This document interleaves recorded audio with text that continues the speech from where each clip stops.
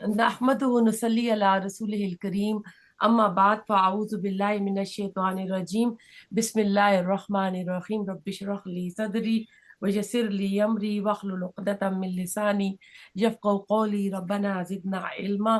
पारा नंबर 8 सूरतुल आराफ। आज हम आयत नंबर 1 से करेंगे। पहले लफ्जी तर्जमा करते हैं, फिर देखेंगे सूरत के बारे में, सूरत की फजीलत, सूरत की जो भी उसके बारे में डिटेल है इंशाल्लाह ताला।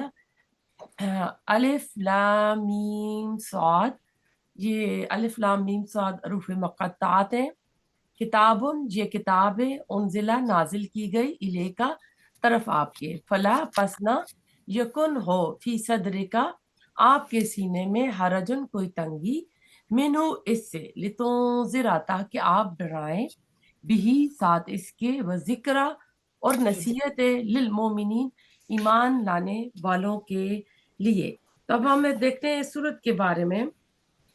कुरान हकीम की तवील जो सूरत है मक्की, उनमें इस सूरत का सूरत अनाम के साथ जोड़ा है।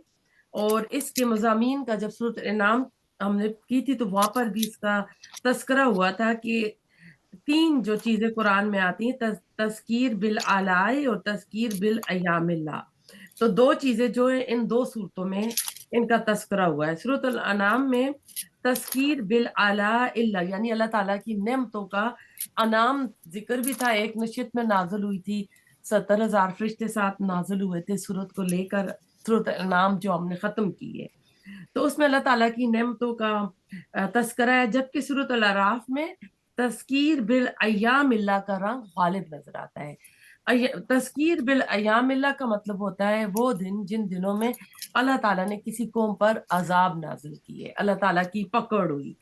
सूरत अल अराफ के जो मौजूआत है उनकी तरतीब इस तरह से कि सबसे पहले हजरत आदम अलैहिस्सलाम और इब्लीस अलैहिस्सलाम का बयान होगा कि अल्लाह ताला ने इंसानी तख्लीक का आगाज किया। फिर हयात दुनिया का इख्तितामी दौर का जिक्र किया जाएगा। इस इख्तितामी दौर में तीन अकसाम के लोगों की तफसील आएगी। पहले अहले जन्म का, जहन्नम का जिक्र होगा। इसके बाद अहले जन्नत का होगा और फिर असहाबुल अराफ का होगा। सूरत का नाम भी अराफ है। उर्फ एन राफा, उर्फ कहते हैं पहचान, इसम उर्फ भी होता है, इसम मारफा भी इसी से है। तो आराफ उर्फ की जमा है, यानी वो लोग जिनके जन्नत या दोजख में दाखिल होने के बारे में फैसला जो है वो मौखर कर दिया जाएगा। अल्लाह ताला थोड़ा डिले कर देगा उनका फैसला। इस तरह हयात इंसानी की इब्तदा और इसकी इंतहा के तस्करे के बाद हयाती इंसान के दरमियानी दौर का तस्करा, तस्कीर बेअयाम मिल्ला, यानी अंबिया और रसूलों और उनकी कौमों के हालात जो होंगे वो इसके अंदर हम पढ़ेंगे। तो आज हम जो पहली जो आयत की, ये मैंने दो आयत का तर्जमा कर दिया था क्योंकि पहली आयत जो है ये रूफे मुक़त्तात है। तो आपको सूरत बकरा ही में इसकी डिटेल बता दी गई थी। अब कुरान मजीद की दो सूरतें ऐसी हैं जिनके शुरू में चार चार रूफे मुक़त्तात आए हैं। इनमें से तो एक यही सूरतुल आराफ है और दूसरी सूरतुल राअद है, जिसका आगाज अलिफ लाम मीम रा से होगा जाकर। ठीक है, तो इसी में हम देखते हैं कि जो रूफे मुक़त्तात हैं, आ, अगर इस सूरत को आप गौर से पढ़ें तो आपको मालूम होगा कि इसकी बहुत सी बातें जो हैं सूरत बकरा से मिलती जुलती हैं। अगरचे दोनों में मक्की और मदनी दौर का फर्क है और दोनों के मुखातिब भी अलग अलग हैं। आपको पता है सूरत बकरा हम पढ़ चुके हैं। सूरत बकरा के जो मुखातिब थे वो अहले किताब थे, खासकर यहूद थे। मदीना में रसूलुल्लाह सल्लल्लाहु अलैहि वसल्लम का वास्ता यहूद से पड़ा था।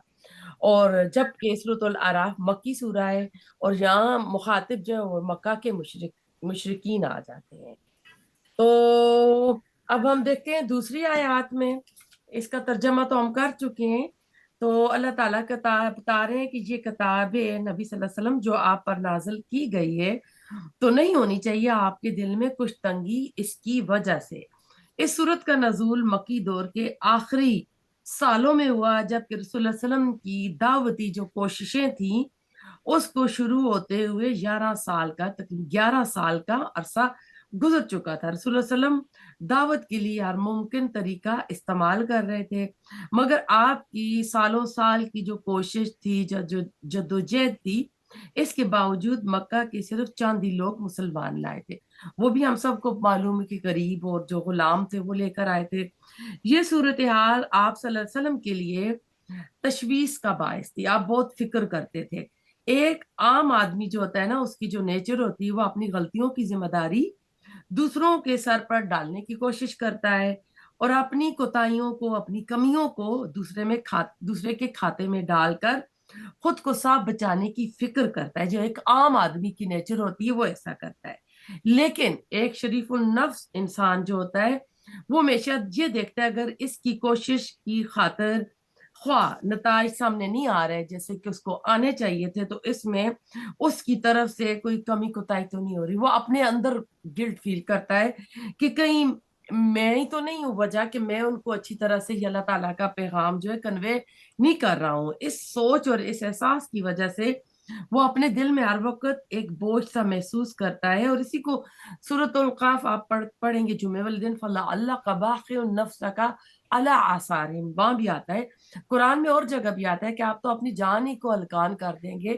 کہ یہ ایمان کیوں نہیں لے کر آتے۔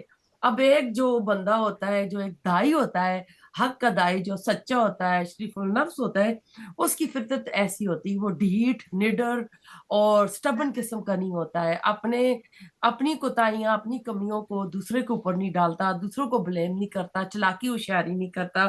اس سے آپ صلی اللہ علیہ وسلم کا اخلاق، آپ کی پرسنالٹی آپ کھل کر سامنے آتی ہے کہ آپ کس طرح کی شخصیت کے مالک تھے، آپ کی عادات کیا تھی، اخلاق کیا تھا، کہ آپ لوگوں کے بارے میں کتنا سوچتے تھے، کہ وہ لوگ وہ تھے جو نبی صلی اللہ علیہ وسلم کو تکلیفیں دیتے تھے، تنگ کرتے تھے، جنہوں نے نبی صلی اللہ علیہ وسلم کو مختلف قسم کے ٹائٹل دے رکھے تھے، مجنو، دیوانہ، کذاب، جھوٹا ہے، شاعر ہے۔ اس کو تو کوئی آ کے عربی اجمی جو ایک اجمی آ کے ان کو سکھا دیتا ہے، کیونکہ آپ صلی اللہ علیہ وسلم امی تھے، ان پڑھ تھے، تو اتنا اعلیٰ کلام آپ کی زبان سے کیسے جاری ہو رہا ہے؟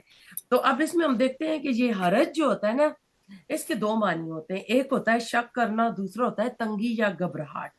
عربی میں گھنی جاڑی جو ہوتی ہے نا، اس کو بھی حرج کہتے ہیں، کہ وہاں سے گزرنا مشکل ہوتا ہے۔ اب تنگی کی وجہ کیا تھی؟ آپ صلی اللہ علیہ وسلم پر قرآن نازل ہو رہا تھا، آپ فوراً جا کر لکھواتے تھے، کیونکہ یہ آپ کی ذمہ داری تھی کہ آپ کو لوگوں تک پہنچانا تھا۔ اہل مکہ کیا کرتے تھے؟ زید، حسد، انا کی وجہ سے نہیں مانتے تھے، سنتے تو شوق سے تھے کہ کلام بہت اعلیٰ تھا، شاعری، کیونکہ وہ دور جو تھا کلام کا دور تھا، شعر و شاعری، عورتیں بھی شاعری کرتی تھیں، لیکن ان کا اعتراض جو تھا یا تنقید تھی، معجزوں کا مطالبہ کرتے تھے۔ کفار کا ریئیکشن، رسول اللہ علیہ وسلم کی فطر النفس انسان تھے، آپ کا دل جو تھا وہ قلب سلیم تھا، تو اس پر ان کے گہرے اثرات پڑتے تھے۔ اور یہ قدرتی بات ہے کہ جب کوئی لوگ تنقید کرتے ہیں، پروپیگنڈا کرتے ہیں، منفی ری ایکشن کرتے ہیں، تو اس کا ایک شریف بندے کی طبیعت پر منفی اثر آتا ہے۔ اگر نہیں آ رہا ہے تو سمجھو وہ بڑا ہی بندہ ڈھیٹ، نڈر اور بڑا چتر قسم کا بندہ ہے۔ تو آپ صلی اللہ علیہ وسلم کے اوپر اس کا اثر آ رہا تھا۔ تو اس میں آپ ذرا دیکھیں کہ آپ صلی اللہ علیہ وسلم کو قریش کی مخالفت کے دور شباب میں رسول اللہ علیہ وسلم کو تسلی دی جا رہی ہے، اور آپ کی ذمہ داری کی حد بتائی جا رہی ہے۔ اب دیکھیں، قریش کی مخالفت کا یہ شباب کا دور تھا۔ آپ اپنا مائک بند کر دیں ریانا۔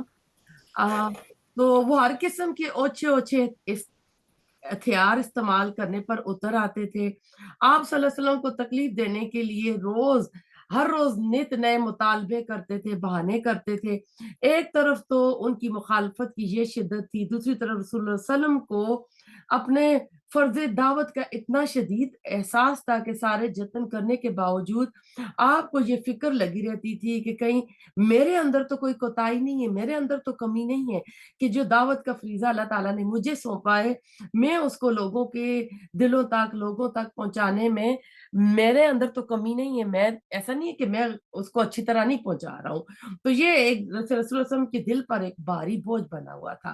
قرآن نے یہاں یہ دونوں بوجھ ہلکے کیے، قریش کی مخالفت سے بے پرواہ ہونے کی یوں تلقین فرمائی کہ یہ کتاب نہ تمہاری اپنی پیش کرتا ہے، نہ خدا سے درخواست کر کے تم نے اپنے اوپر نازل کروائی ہے، بلکہ یہ تمہاری طلب اور تمہاری تمنا کے بغیر خدا کی طرف سے تم پر اتاری گئی ہے۔ تو تم اس کے مخالفوں کی مخالفت سے اپنے آپ کو پریشانی میں یا اپنے دل کے اندر کوئی تنگی محسوس نہ کرو۔ جس خدا نے یہ اتاری وہی اس کی تائید اور نصرت کے لیے تمہاری مدد بھی کرے گا۔ نہ وہ کوئی کمزور ہستی ہے یعنی اللہ تعالیٰ، نہ حالات سے وہ بے تعلق اور بے خبر ہے، یعنی اللہ تعالیٰ کو سب پتا ہے کہ آپ کی محنت کتنی ہے، آپ کے دل کے اندر تڑپ کتنی ہے، آپ کے اندر خلوص کتنا ہے، اور آپ کتنا چاہ رہے ہیں کہ وہ لوگ بھی اس دعوت کو قبول کر لیں۔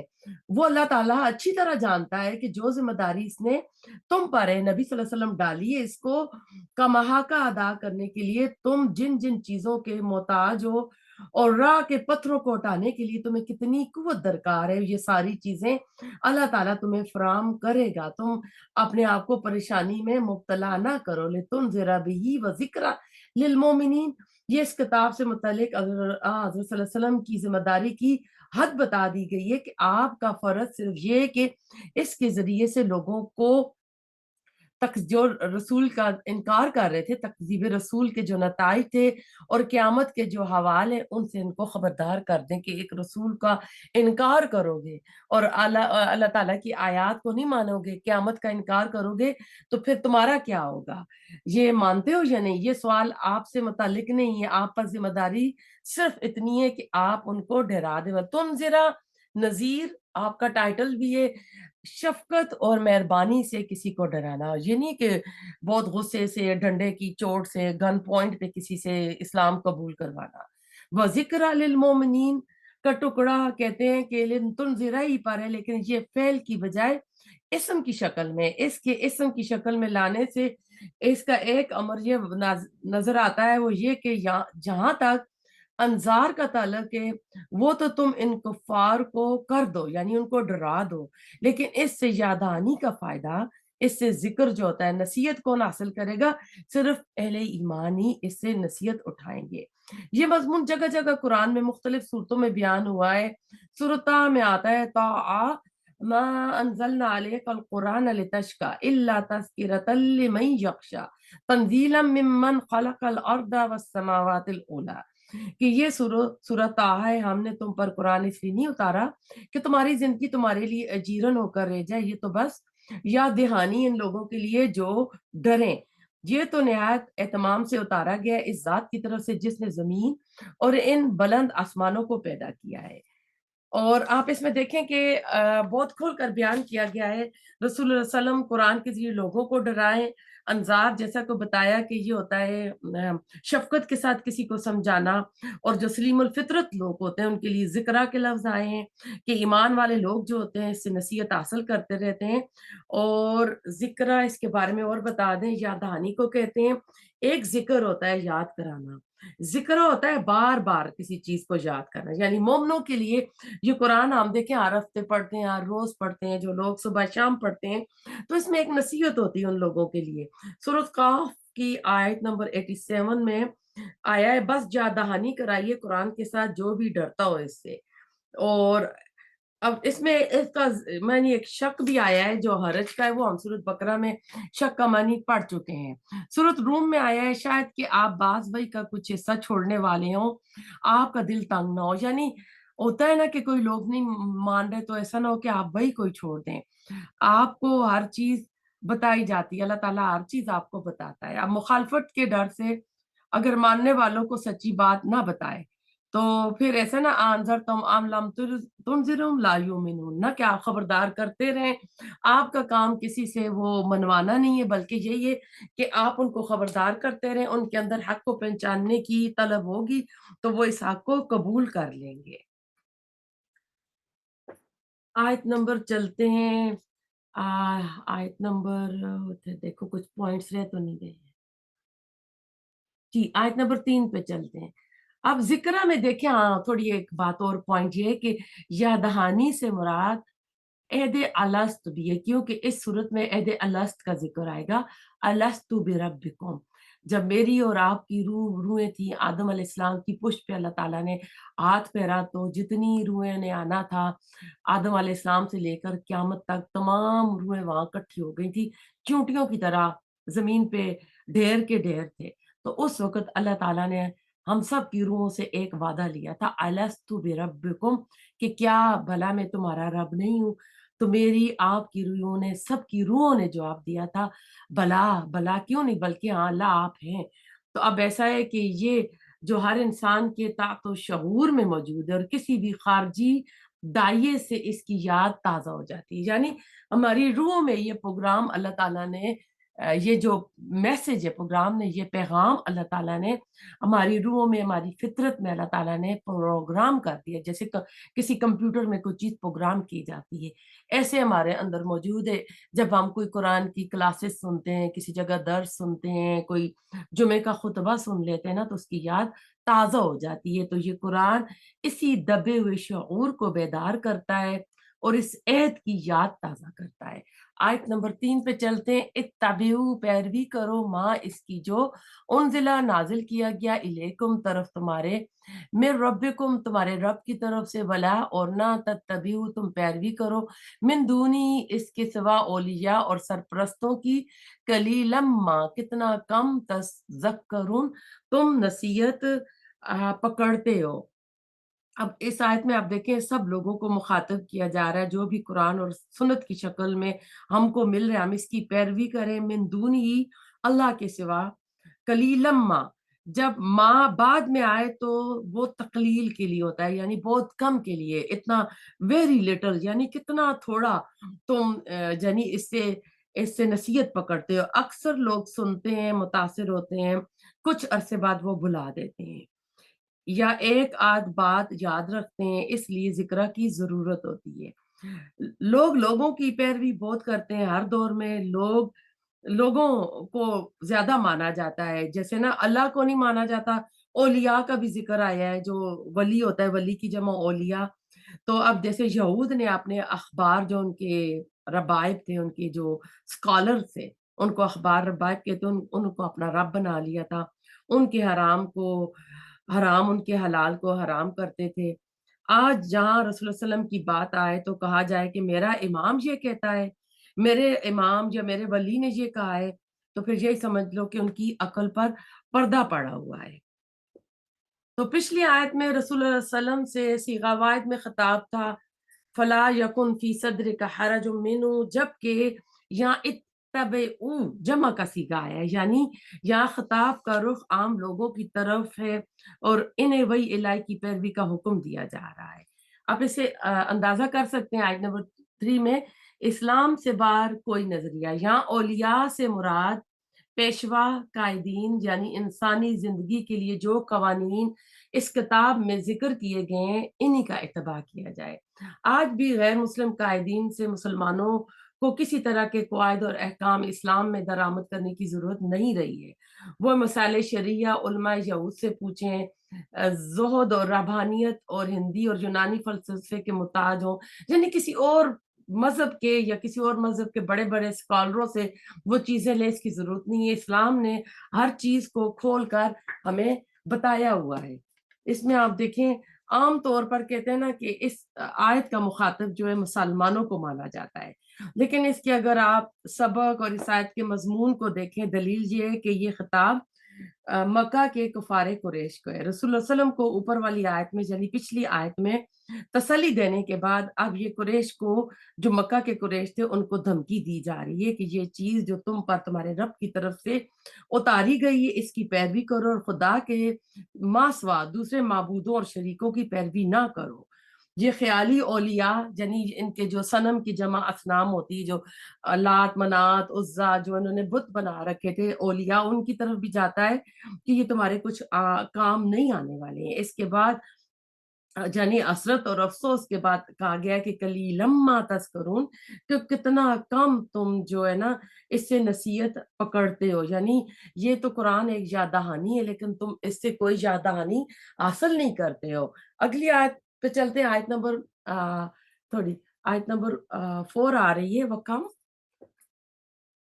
और कितनी मिन करियतिन, बस्तियां, अहलकना हलाक कर दिया हमने इन्हें, फजा आहा पस आया इनके पास, सुना अजाब हमारा, बयातिन रात के वक्त, और या हम वो कायलून केलूला कर रहे थे। अब यहाँ पे देखिए कितनी बस्तियां का लफ्ज जो आया है इसमें आयत नंबर 4 में, ये कसरत के लिए आया है, कम का जो लफ्ज आया है यानी बहुत सी, यानी कितनी ज्यादा बस्तियां हैं। करयतिन बस्ती या शहर या जहाँ के लोग मिल कर रहते हैं उसको कहते हैं।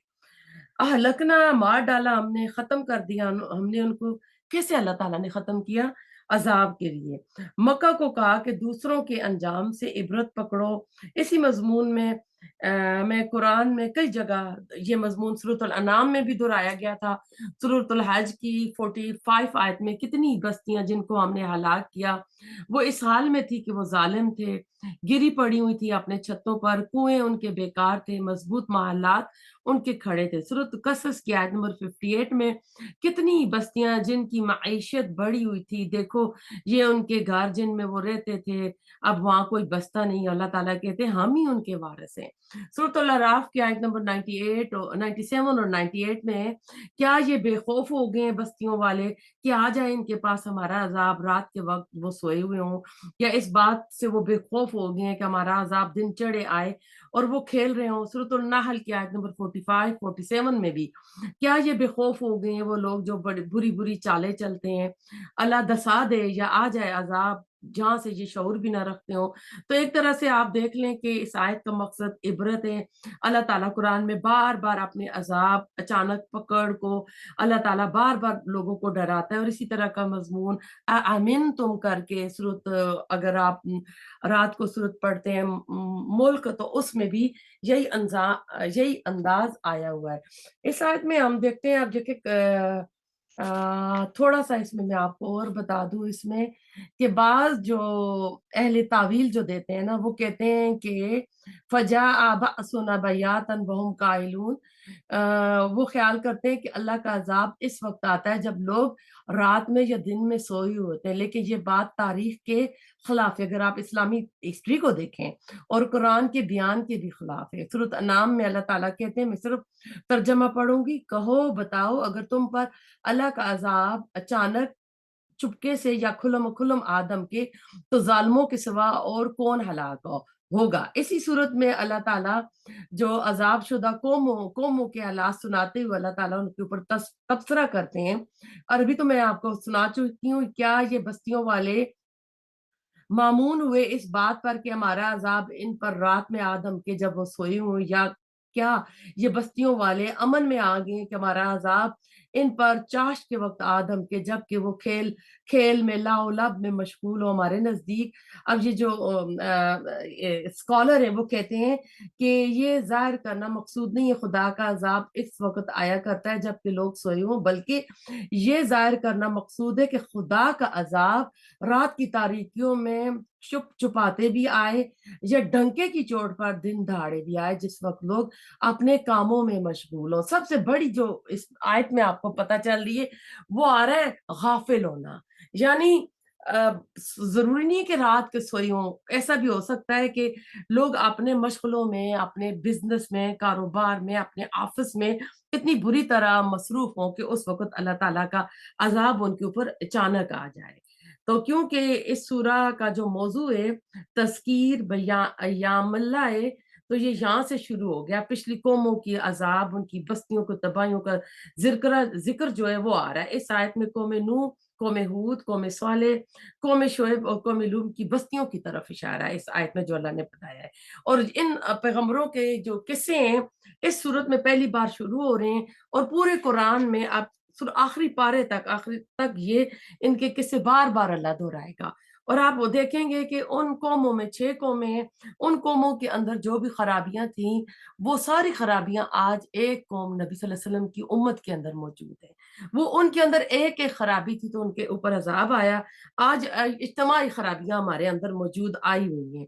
تو ہم اپنی اس میں اپنی بہت فکر کریں کہ ہم کس جگہ پہ جا رہے ہیں اور ہم کیا کر رہے ہیں۔ آیت نمبر چلتے ہیں، اور قائلون یہ کہتے ہیں، کیلولہ بھی اسی سے، یعنی دوپہر کو سونا، آرام کرنا۔ ویسے کئی بار دوپہر کو سوتے بھی نہیں ہیں، لیکن سعودی عرب کی گرمی، وہاں کا ماحول، اتنی گرمی ہوتی تھی کہ دوپہر کے وقت وہ کیا کرتے تھے، یہ کیلولہ کے معنی یعنی دوپہر منانے کے ہوتے ہیں۔ یہ سونا اس میں لازم نہیں ہوتا ہے، عرب کا ملک گرم ملک ہے، اس وجہ سے وہاں دوپہر میں لوگ مجبور ہوتے ہیں کہ اپنے اپنے مکانوں، اپنے اپنے ڈیروں، خیموں اور باغوں میں آرام کریں، کہ اتنی گرمی، اتنی دھوپ میں کوئی کام نہیں ہو سکتا۔ تو ویسے کیلولہ کرنا سنت بھی ہے، کیونکہ دوپہر کا جو آرام ہوتا ہے وہ انسان کے لیے بڑا اچھا ہوتا ہے باقی دن گزارنے کے لیے۔ آیت نمبر 5، فما تو نہ کانا تھی دعواہم، پکار ان کی، اس جب جاءہم آیا ان کے پاس، بأسنا عذاب ہمارا، الا مگر ان یہ کہ قالو انہوں نے کہا، انا بے شک ہم، کننا تھے ہم، ظالمین ظالم۔ اب اللہ تعالیٰ مزید بتا رہے ہیں اس آیت میں کہ جب ان کے پاس عذاب آیا نا تو کہتے ہیں کہ رسول تو آئے ان کو، ان کی آنکھیں کھولنے کے لیے، ان کو بتا رہے تھے کہ یہ کام ایسے نہ کرو، لیکن وہ رسولوں کا جو انداز تھا، لتنذر آیا ہے نا، تو قریش کو اب اس میں نا ایک طرح سے دھمکی بھی دے گئی ہے کہ کتنی قومیں، کتنی بستیاں جن پر رات یا دن میں جب خدا نے چاہ اپنا عذاب بھیج دیا اور وہ تباہ اور برباد ہو گئی، ان میں سے کوئی بھی خدا کے مقابلے میں کوئی قوم کھڑی نہیں ہو سکی تھی، بلکہ ہر قوم نے اپنے جرم کا اقرار کرتے ہوئے اپنے آپ کو اللہ تعالیٰ کے عذاب کے حوالے کر دیا۔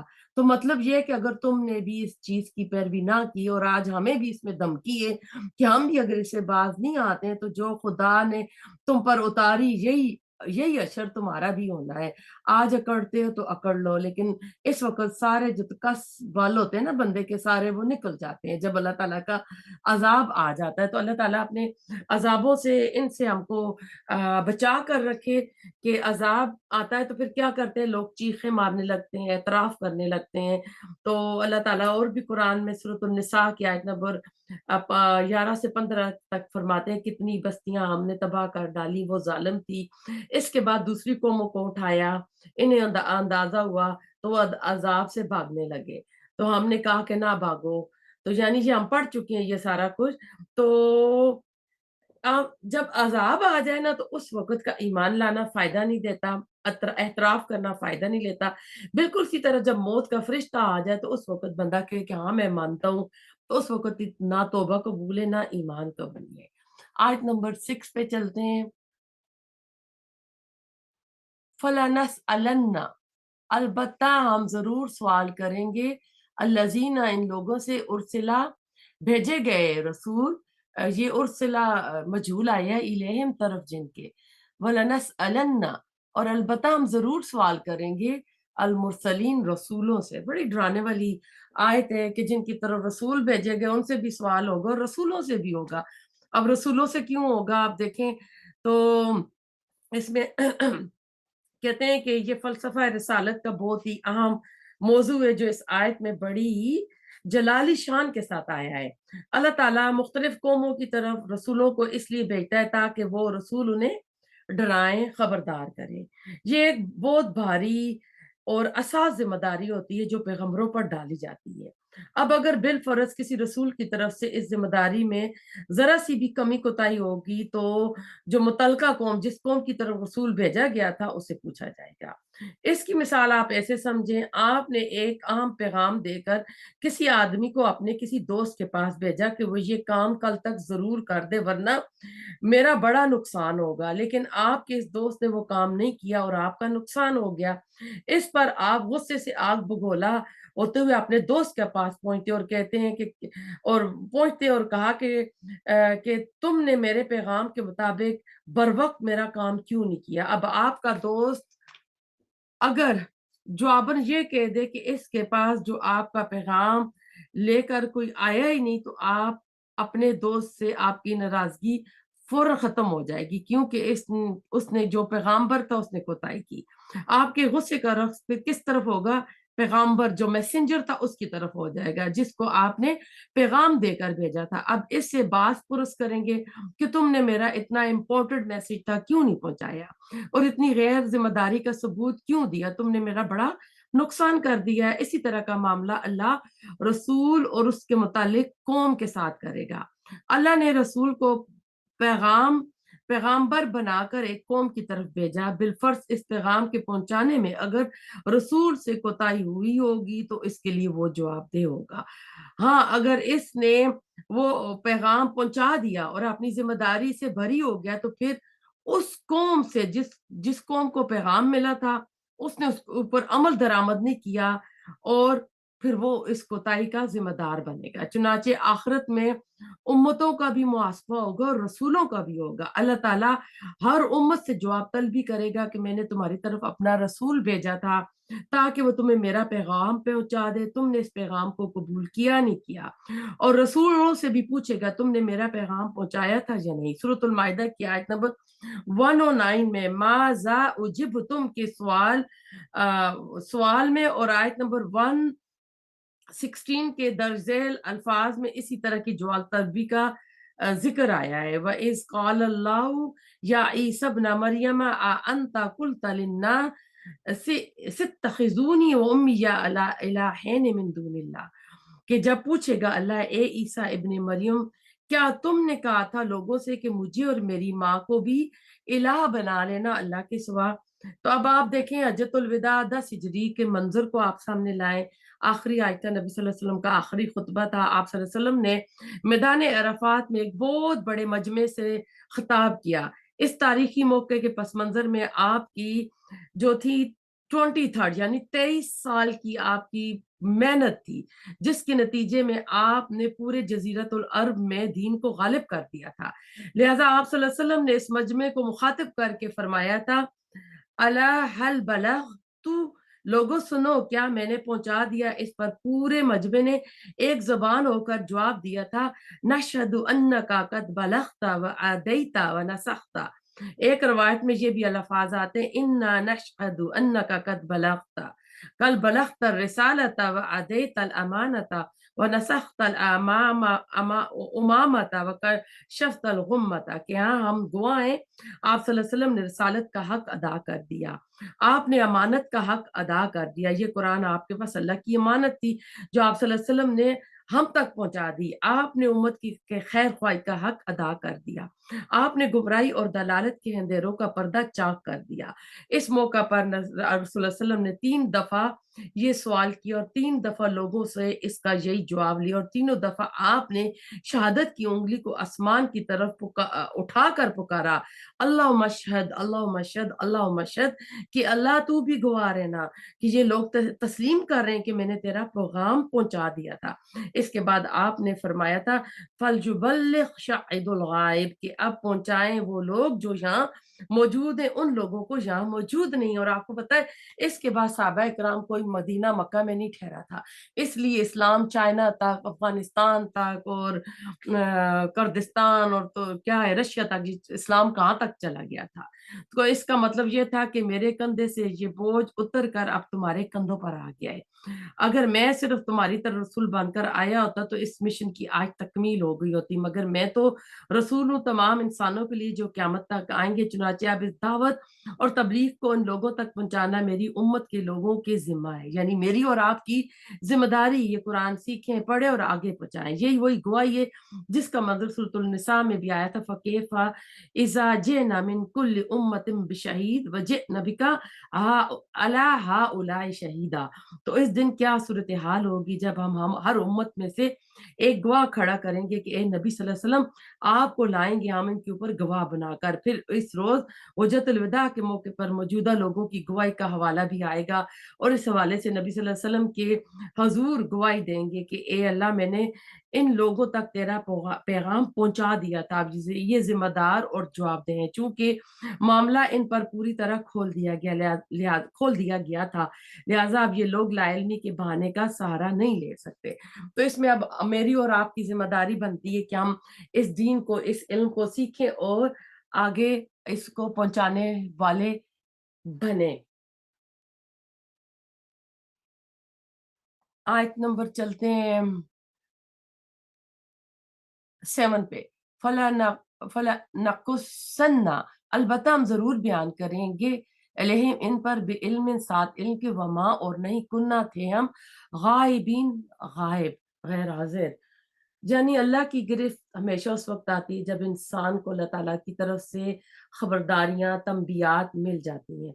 इंसान गाफिल हो, अल्लाह ताला का अजाब नहीं आता। अल्लाह ताला अपनी हुज्जत तमाम करता है, अल्लाह ताला अपने नबी भेजते हैं, अल्लाह ताला का पैगाम पहुंचता है। इसलिए अल्लाह ताला पिछली बस्तियों की भी अल्लाह ताला ने बताया है, ये अल्लाह ताला के इंसाफ का तकाजा है, अल्लाह ताला के इंसाफ का तकाजा है। और इससे शहादत की अहमियत का भी पता चलता है, यानी किसी कौम पर ऐसा अजाब आना, इसके जराइम की मुकम्मल सजा नहीं होती, बल्कि इसकी मिसाल ऐसी होती है जैसे किसी आदि मुजरिम को गिरफ्तार कर लिया जाए ताकि आइंदा इसके जुल्म से लोग महफूज रहें। इस कौम के मजालिम दूसरी अकवाम को भी मुतासर ना करने लगे। फिर ऐसे मुजरिमों पर अल्लाह ताला की अदालत में बाकायदा मुकदमा पेश होगा। एक फरीक तो रसूल होंगे जो इनकी तरफ भेजे गए, तो दूसरा फरीक ये मुजरिम लोग होंगे। ये मुजरिम जो है ना, दूसरा फरीक ये मुजरिम कौम होगी, दोनों की शहादतें होंगी। रसूल की शहादत ये होगी कि या अल्लाह मैंने इस कौम को तेरा पैगाम पहुंचा दिया था, मगर चूंकि कौम को सजा का खौफ आए होगा, इसलिए इसे रसूल की शहादत के खिलाफ शहादत देने के सिवा कोई इसके पास चारा नहीं होगा। फिर अल्लाह ताला इन पर पूरी हकीकत वाज़ा करेगा, क्योंकि अल्लाह ताला से तो किसी वक्त भी कोई चीज पोशीदा नहीं है, अल्लाह ताला तो हाजिर और नाजिर है। मगर अल्लाह ताला की इस वजाहत के बावजूद इन पर फर्द जुर्म आयद आयद नहीं की जाएगी, बल्कि इनके फिर क्या होंगे, इनके बॉडी पार्ट्स, कुरान में आता है ना कि अज़ा और जवारे, अल्लाह ताला उनको ज़बान अता करेगा और वो अपने जुर्मों को कबूल करेंगे, कबाले जुर्म करेंगे, तो इन मुजरिमों के खिलाफ शहादतें देंगे। फिर जब ये शहादत के निसाब की फिर तकमील हो जाएगी, इस वक्त इन पर फर्द जुर्म आयद हो जाएगी और उन्हें अल्लाह ताला सदा देगा। जैसे कि कुरान मजीद की दूसरी जगह से पता चलता है कि ये कि दुनिया में बेशुमार मुजरिम ऐसे हैं जो जुल्म सितम करते रहते हैं, मगर किसी किस्म की सजा पाए बगैर वो इस दुनिया से रुखसत हो जाते हैं। जबकि अल्लाह ताला की सिर्फ अदल का तकाजा ये कि इन मुजरिमों को जरूर सजा मिलनी चाहिए और इनके ऊपर शहादतें आनी चाहिए जो इनके खिलाफ हो। इससे ये भी पता लग चलता है इस आयत से कि फैसला करने के लिए शहादत बहुत जरूरी होती है। दूसरी बात ये भी इससे पता चलती है कि काजी मेज अपने इल्म की बना पर मुकदमे का फैसला नहीं दे सकता। अल्लाह ताला तो हाज़िर नाज़िर है, अल्लाह ताला को सब पता है, लेकिन क़यामत के दिन हमारे बॉडी पार्ट्स को क्यों ज़ुबान मिलेगी कि वो खुद गवाही दें? तमाम गवाहियाँ इकट्ठी होंगी तो अल्लाह ताला फिर उस बंदे को सज़ा देगा। तो अब इससे पता चलता है कि काज़ी अपने इल्म की बिना पर फैसला नहीं कर सकता, बल्कि फैसला और सज़ा शहादतों की बिना पर होता है। इसकी दलील में ये वाक़या है कि दौर नबवी में मदीना में एक फ़ाहिशा औरत रहती थी। लोगों की इसकी आमद-ओ-रफ़्त की वजह से इसकी फ़ाहिशी खुलकर सामने आ चुकी थी और ज़बानो-आम में वो मशहूर थी। इसके मुतल्लिक़ एक दफ़ा रसूल सल्लल्लाहु अलैहि वसल्लम ने फरमाया, अगर शहादतों का नसाब और निज़ाम ना होता तो मैं इस औरत को रजम कर देता। यानी फिर भी प्रूफ इसके लिए चाहिए। शहादत, इससे पता चलता है कि गवाही जो होती है वो बहुत ही अहम रोल प्ले करती है। तो अल्लाह ताला तो खूब जानता है, रसूल सल्लल्लाहु अलैहि वसल्लम ने फरीज़ा रिसालत की अदायगी अपनी खूब سے خوب تر محنت کے ساتھ ادا کر دی. آپ کے صحابہ کس طرح کے مشکل حالات میں آپ کا ساتھ دیتے رہے. اسی طرح اللہ تعالیٰ ابو جہل ابو لہب کی کروائیوں کو بھی دیکھ رہا تھا کہ وہ کس طریقے سے نبی صلی اللہ علیہ وسلم کو تکلیفیں دے رہے تھے اور اسلام کی مخالفتیں کر رہے تھے. اللہ تعالیٰ فرماتے ہیں کہ قیامت کے دن ہم ان کے سامنے علم کی بنیاد پر تمام احوال بیان کر دیں گے، کیونکہ جب یہ سب کچھ ہو رہا تھا تو ہم وہاں سے غیر حاضر نہیں تھے. ظاہر اللہ تعالیٰ تو ہر وقت ہر جگہ موجود ہے. سورۃ الحدید میں بھی آیا ہے وَهُوَ مَعَكُمْ أَيْنَمَا كُنتُمْ کہ وہ اللہ تمہارے ساتھ ہوتا ہے جہاں کہیں بھی تم جاتے ہو.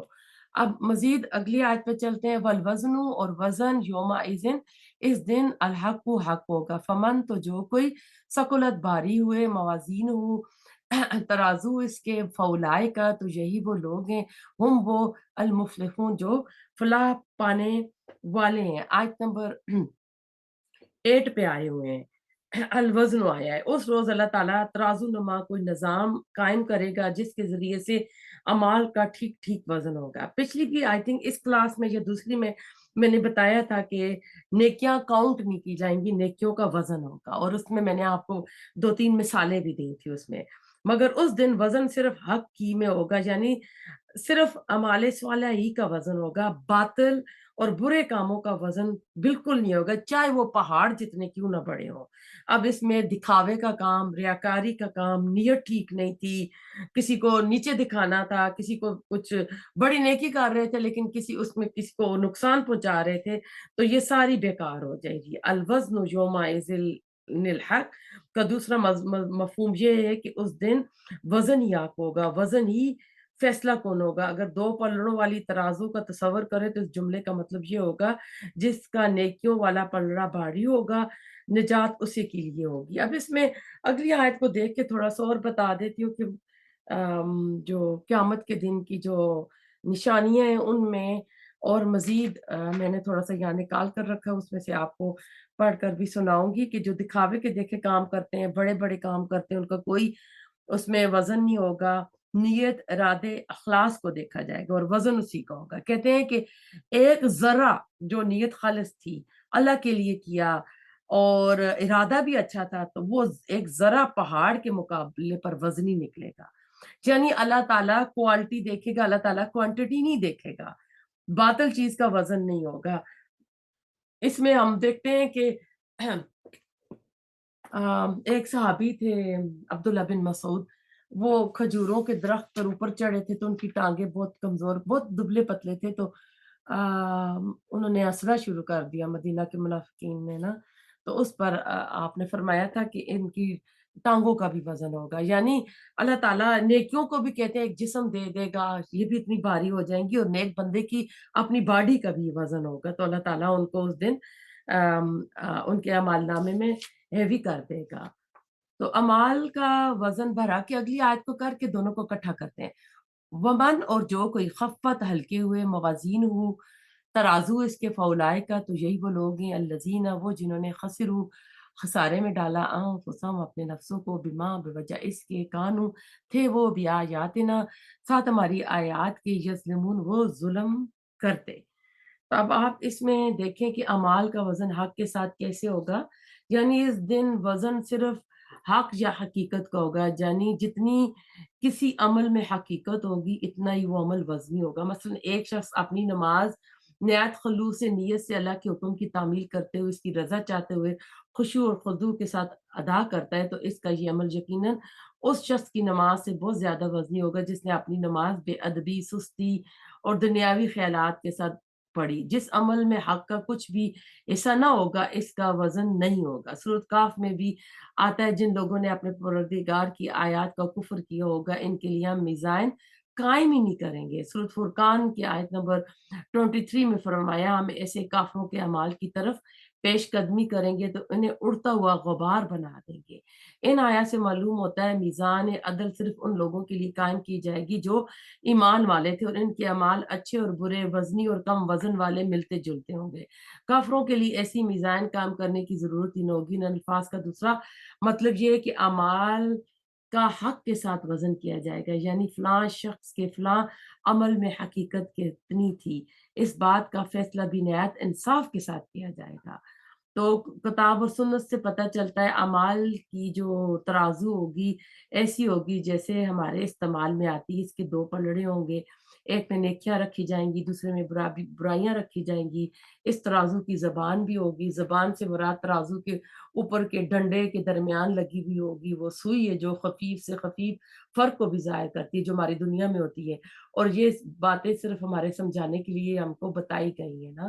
اب اس کی ٹھیک کیفیت تو اللہ ہی جانتا ہے۔ بعض علماء کا قول ہے یہ اس دنیا میں تو اعمال اعراض کی شکل میں ہوتے ہیں، لیکن اس دن اعمال کو جسم دیا جائے گا، اور جس عمل میں جس قدر حق ہوگا اسے اتنا ہی بڑا وزنی بھاری جسم دیا جائے گا، اور اس کو اس ترازو میں تولا جائے گا۔ اب اس میں آپ کو بتاتی ہوں کہ کیونکہ میرے نوٹس جب میں پڑھ رہی تھی 2005-06 میں، تو وہاں ہوم ورک دیا گیا تھا کہ قیامت کا بیان، اور صفحہ نمبر آپ جو ہے میں صفحہ نمبر بتاتی ہوں، اگر آپ کے پاس یہ کتاب ہے تو آپ اس میں پڑھیے گا کہ اس میں بتایا گیا ہے، یہاں پر ہے آئی تھنک 236 ہے پیج نمبر، جی 236 ہے۔ میزان پر ایمان لانا واجب ہے۔ حضرت عمر رضی اللہ تعالیٰ عنہ کہتے ہیں رسول اللہ علیہ وسلم نے فرمایا ایمان یہ ہے کہ تو فرشتوں، کتابوں، رسولوں پر ایمان لائے، جنت اور جہنم پر اور میزان پر ایمان لائے، موت کے بعد زندہ ہونے پر ایمان لائے، نیز اچھی اور بری تقدیر پر بھی ایمان لائے۔ یہ بیکی کی روایت تھی۔ اس میں یہ جو آیت میں نے آپ کے ساتھ پڑھی ہے، یہ آیت آگے اس حدیث کی کتابوں اس میں لکھی گئی ہیں، اور اس میں یہی بتایا گیا کہ لوگوں کے اعمال کا وزن عدل انصاف کے عین مطابق ہوگا، کہ کسی کا رائے کے برابر نیک یا برا عمل ہوگا تو وہ بھی تولا جائے گا۔ قیامت کے روز اللہ تعالیٰ کہتے ہیں ہم ٹھیک ٹھیک تولنے والے ترازو رکھ لیں گے، پھر کسی شخص پر ذرا بر ظلم نہیں کیا جائے گا، اگر کسی کا رائے کے برابر بھی عمل ہوگا تو ہم اسے بھی لے آئیں گے۔ ساری مخلوق کا حساب لینے کے لیے اللہ تعالیٰ کہتے ہیں ہم کافی ہیں۔ اس وقت انبیاء میں اللہ نے فرمایا ہے۔ ایک حدیث بتاتی ہوں، حضرت ام سلمہ رضی اللہ تعالیٰ عنہ کہتی ہیں رسول اللہ صلی اللہ علیہ وسلم نے فرمایا قیامت کے روز لوگ ننگے بدن، ننگے پاؤں اکٹھے کیے جائیں گے۔ حضرت ام سلمہ نے عرض کیا یا رسول اللہ، اف ہمارا پردہ، لوگ تو ایک دوسرے کو دیکھیں گے۔ آپ صلی اللہ علیہ وسلم نے ارشاد فرمایا لوگ مشغول ہوں گے، کسی کو دیکھنے کا ہوش نہیں ہوگا۔ میں نے عرض کیا کس کام میں مشغول ہوں گے؟ آپ صلی اللہ علیہ وسلم نے ارشاد فرمایا نامہ اعمال کے حصول میں، اور جن میں ذرا اور رائے، ذرا ہوتا ہے نا، ذرا جو ریت کا ایک ذرا ہوتا ہے، اور رائے کے برابر وزن کے اعمال موجود ہوں گے۔ اسے طبرانی نے روایت کیا ہے۔ ایک تو کہتے ہیں نا کلمہ شہادت کا بھی وزن ہوگا، سب سے بھاری ہوگا، اسی طرح اگر انسان نے نیتی کے ساتھ کوئی کام کیا تو اس کا بھی ہوگا۔ ابو دردہ کہتے ہیں میں نے رسول اللہ صلی اللہ علیہ وسلم کو فرماتے سنا میزان میں تلنے والی چیزوں میں سے سب سے اچھی چیز جو بھاری ہوگی وہ انسان کا اخلاق ہوگا۔ تو ایک اور آتا ہے کہ جنت میں جانے والے سوم یعنی روزے اور نماز کے پابند ہوں گے۔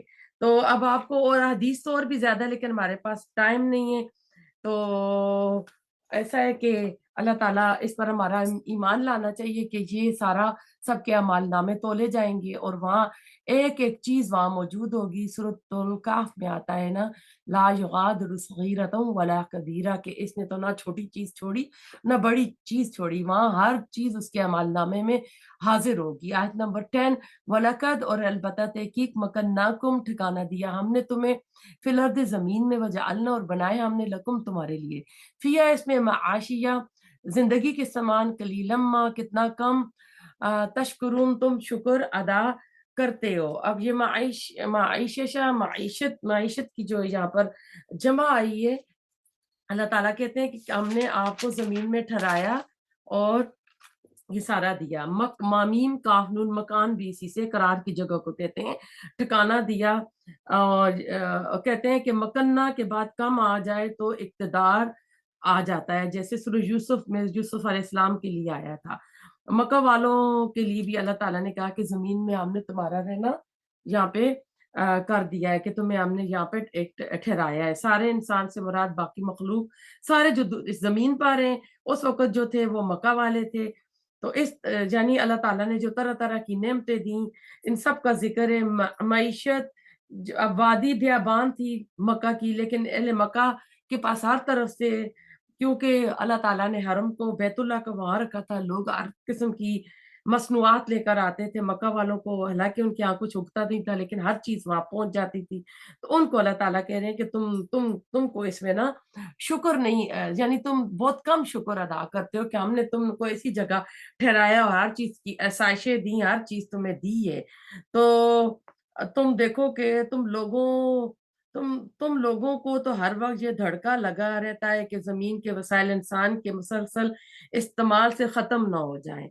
इंसानी हैवानात खुराक में कहत ना पड़ जाए, मगर तुम्हें मालूम होना चाहिए कि अल्लाह के खजाने खत्म होने वाले नहीं हैं। हमने तुम्हें इस जमीन में बसाया है तो यहाँ तुम्हारी और तुम्हारी आइंदा नस्लों की तमाम जरूरियात पूरी कर दी। आपको पता है कि कुछ साल पहले इंग्लैंड में एक कोई थे, मैं नाम भूल गया, जिन्होंने वो एक बुक भी लिखी थी कि जिस हिसाब से दुनिया की आबादी बढ़ रही है, मैंने किसी क्लास में आपको बताया भी था, तो उन्होंने कहा था कि ऐसा होगा कि ये खुराक कम पड़ जाएगी। तो फिर उन्होंने ये जो भी उन्होंने फ्रूट्स को और जो कब हमारी फसलें लगती हैं उनके ऊपर जो स्प्रे डाली जाती हैं, तो जिनकी वजह से बंदे को बीमारियां आ रही हैं, तो उन्होंने ये सारी खाद जो बनाई है जमीन में, तो उन्होंने जमीन भी खराब कर दी, फसलें भी खराब कर दी, जानवरों को जो खिलाया जाता है उनका चारे वो खराब कर दिए मुर्गियों को खिलाने के लिए। तो जो भी चिकन में बीफ में सारी बीमारियां आई हुई हैं, तो उनकी अपनी इजाद करता है कि इंसान जो है मरते जाएं और ये हमारी खुराक कम ना हो जाए। तो उस वजह से कि हालांकि अल्लाह ताला तो कहते हैं जो कुरान में 4 बार या 5 बार ना कि तुम मुफलिसी के डर से बच्चों का कत्ल न करें, हम तुम्हें भी नरजुकुकुम व इय्याम, कि हम तुम्हें भी रिस्क देते हैं और उनको भी देंगे। तो अल्लाह ताला हमें अपने शुक्रगुजार बंदों में शामिल करे। अल्लाह ताला गज़ा के मुसलमानों पे अपना रहम करे, अपना करम करे। अल्लाहुम्मा इन्ना नजअलुका फी नहूरिहिम नऊज़ुबिका मिन शुरूरिहिम। नस्रुम मिनल्लाहि फ़तहुन करीब। या अल्लाह वसल्लम। ताला हम सबके घरों पे अपनी रहमतें बरकतें नाज़िल फरमा। सिरात आमीन। मुस्तकीम अल्लाह ताला इस्तकामत देना, जो बीमार है उन्हें शिफा आजिला कामिला अता फरमाना। रब्बना तक़ब्बल मिन्ना इन्नका अंतस समीउल अलीम व तुब अलैना इन्नका अंतत तव्वाबुर रहीम। सुब्हानक अल्लाहुम्मा बिहम्दिका नशहदु अन ला इलाहा इल्ला अंता नस्तगफिरुका व नतूबु इलैक।